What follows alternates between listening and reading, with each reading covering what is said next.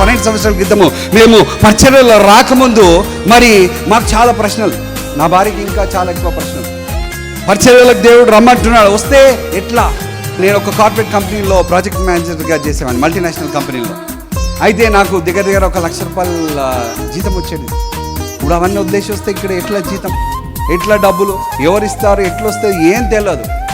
కానీ మేము దేవుని సన్నిధిలో కనిపెట్టుకోండి, ప్రభువా నువ్వు మాట్లాడాలి, నువ్వు వాగ్దానాన్ని ఇవ్వాలి, నీ దైవజనుల ద్వారా మాట్లాడాలి, కళల ద్వారా మాట్లాడాలి, దర్శనాల ద్వారా మాట్లాడాలి, వాక్యం ద్వారా మాట్లాడాలి, నీ సేవకుల ద్వారా మాట్లాడాలి. ఇవన్నీ దేవుడు కన్ఫర్మ్ చేశాడు. హల్లెలూయా.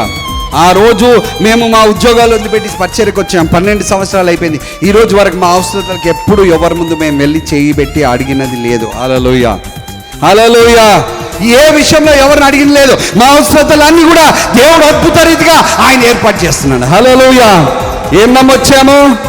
వాగ్దానాన్ని, దేవుని వాగ్దానాన్ని నమ్ముకొని వచ్చాము. దేవుడు నమ్మకంగా దేవుడు కార్యం చేస్తున్నాడు. హల్లెలూయా. ఆమేన్. అయితే మీరు అనుకోవచ్చు, అన్న అబ్రహాము గొప్ప విశ్వాసం, మీరు పాస్టర్ మీ జీవితంలో చేస్తున్నారు.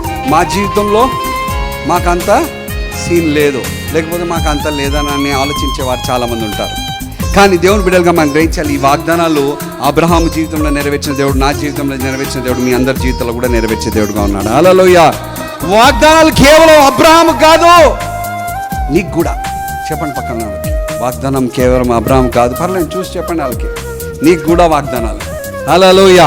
ఏ వాగ్దానాలు? అబ్రహాముకి ఏ వాగ్దానాలు ఇచ్చాడో, అబ్రహాముని ఏ విధంగా దీవించాడో, అదే విధంగా నీ జీవితంలో అదే వాగ్దానాలు ఇచ్చి నిన్ను కూడా అదే విధంగా ఆశీర్వదించాలని దేవుడు కోరుకుంటున్నాడు.